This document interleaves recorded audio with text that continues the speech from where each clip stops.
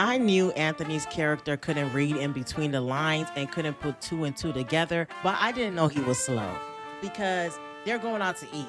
And Amber said she's not going because she's fasting and she doesn't want to be tempted.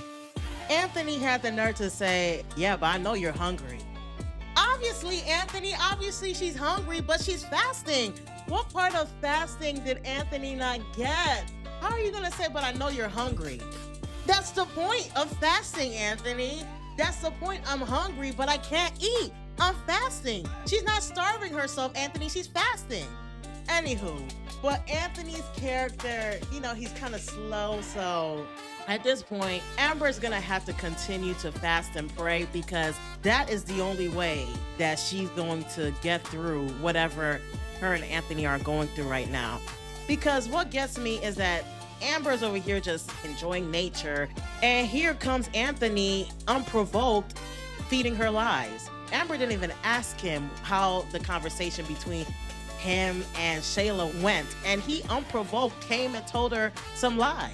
He unprovoked came and told her that he basically put her in her place, and he had to let her know that he's with his wife and they're gonna grow old together. Anthony must have forgotten that Shayla told him to shut up and get out. There was no putting in place as it pertains to Anthony. He could have just told her the truth, that he let her know that they need to face reality, and Shayla didn't like it. But hey, I'm not surprised Anthony would lie. But honestly, the way it is, Amber is just gonna have to continue to fast and pray. And I hope that eventually they go to church, because I get it that this relationship that she has with God is a personal relationship that she has with Christ, but she still needs some type of spiritual home because Anthony needs some type of conviction about all the lies that he's been feeding Amber. It's preposterous. The lies have extended to a point where Anthony is kind of slow because your wife just told you she's fasting and you said, yeah, I know that you're hungry.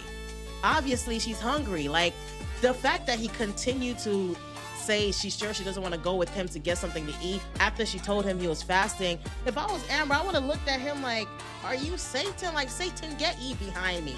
Because how are you trying to tempt me after I told you I was fasting? Like, Anthony, you sounded like Satan at that moment. By asking that question again, he was like how Satan was when Jesus had just finished a 40-day and 40-night fasting, and here it is that Satan is over here trying to tempt him.